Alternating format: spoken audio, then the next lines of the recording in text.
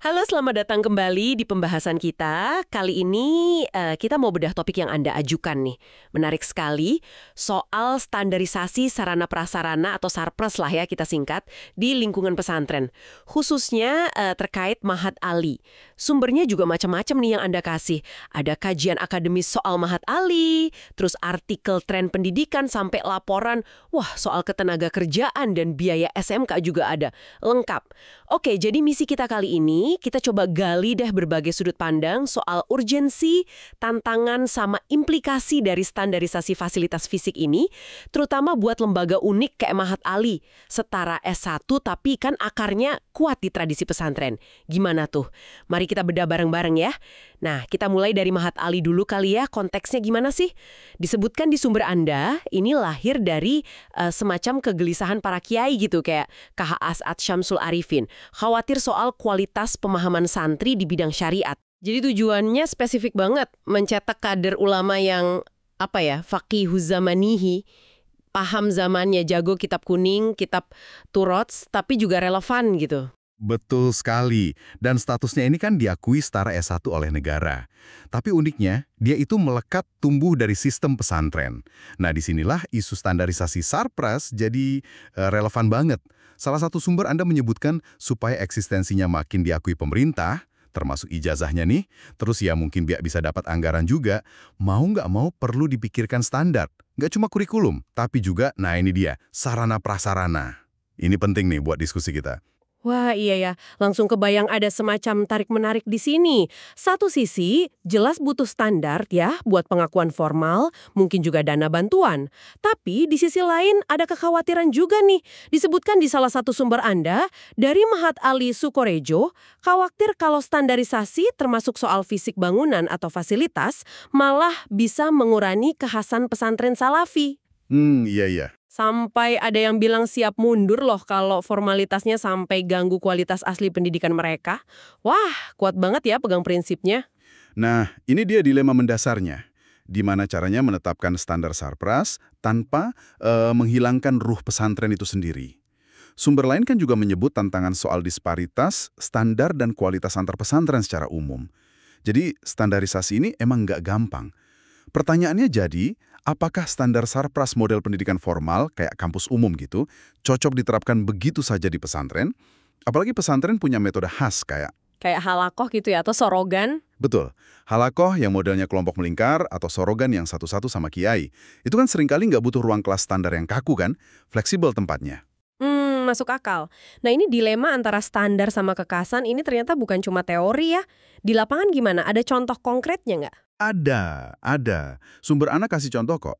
Mahat Ali Sukorejo itu disebut dapat dana dari macam-macam sumber. Ada Pemprov, Kemenak, alumni, pihak ketiga juga. Dananya dipakai buat perbaikan fasilitas kelas. Sampai pasang AC, pasang LCD proyektor, gitu.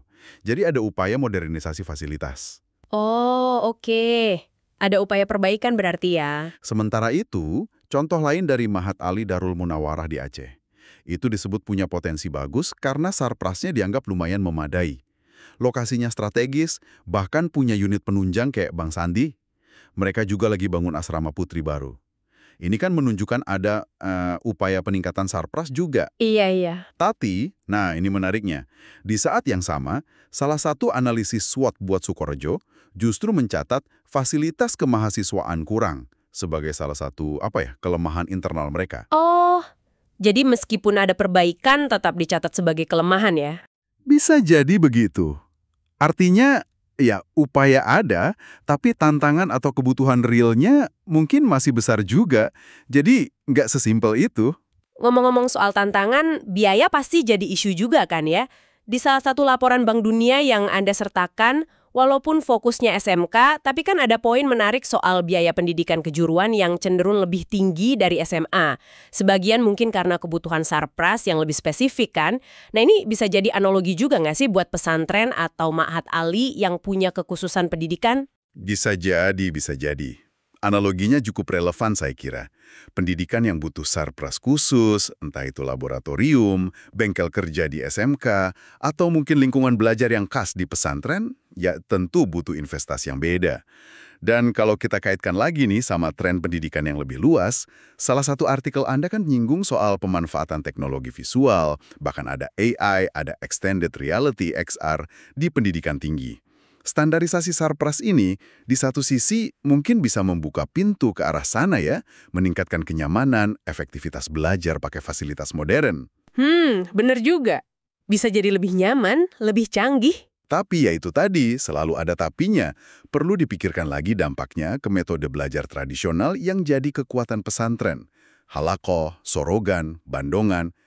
Metode-metode itu kan kekuatannya mungkin justru di interaksi personalnya, di fleksibilitasnya, bukan semata-mata di kecanggihan ruang atau alatnya gitu kan? Iya. Jadi benar-benar ini soal mencari titik temu ya, mencari keseimbangan. Standar yang kayak gimana sih yang bisa, meningkatkan mutu, membuka akses ke pengakuan negara, ke pendanaan, tapi nggak malah mengorbankan nilai inti dan metode khas pesantren yang udah jalan ratusan tahun itu.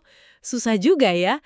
Jadi kalau kita simpulkan dari berbagai sumber yang Anda berikan ini, kelihatan banget ya kalau isu standarisasi Sarpras di Mahat Ali ini kompleks, multifaset lah istilahnya, nyangkut banyak hal, pengakuan formal dari negara, akses pendanaan, tuntutan mutu di era modern, tapi di saat yang sama ada perjuangan keras buat mempertahankan tradisi dan kekhasan yang jadi ya jantungnya pesantren itu sendiri. Betul sekali.